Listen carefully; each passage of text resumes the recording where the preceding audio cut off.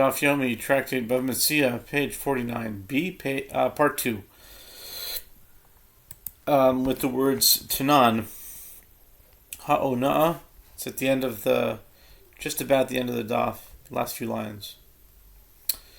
Tanan, Ha'ona'ah. Okay, the Gemara cites proof for the opinions of Rav and Shmuel.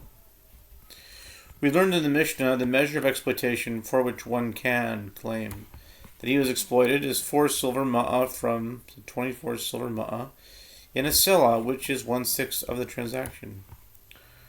What? Is it not a case where he brought an item worth 20 ma'ah for 24 ma'ah? And accordingly, one can conclude from the Mishnah that we learned that exploitation is also determined by 1/6 of the money paid in accordance with the opinion of Shmuel. The Gemara rejects this proof. No, it is a case where he sold an item worth 24 ma'ah for 20 ma'ah. The Gemara asks, if so, who is exploited in this transaction? It is the seller. Say the latter clause of the Mishnah, until when is it permitted for the buyer to return the item? In the time that it takes the buyer to show the merchandise to a merchant or to his relative. And Rav Nachman said, the rabbis taught this halacha only with regard to a buyer who is in possession of the item and can show it to a merchant immediately. But a seller may always renege on the transaction. Since the purchased item is not in his possession, he can determine its market price only if he happens to encounter a similar item, and there is no time frame within which this will certainly occur.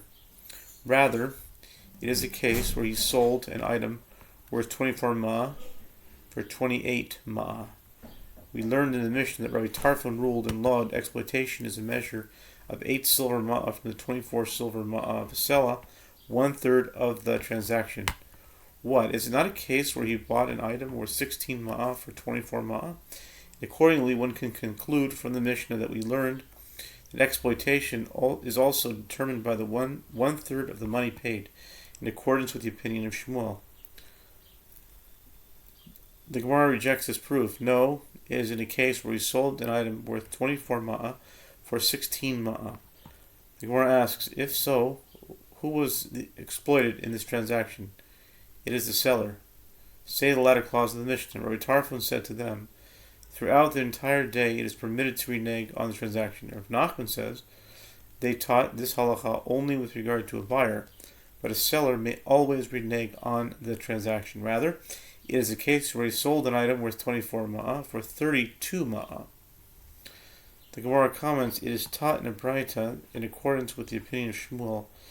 The one upon whom the exploitation was imposed has the advantage. How so? In a case where one sold him an item worth 5 ma'ah or 6 ma'ah, who is exploited?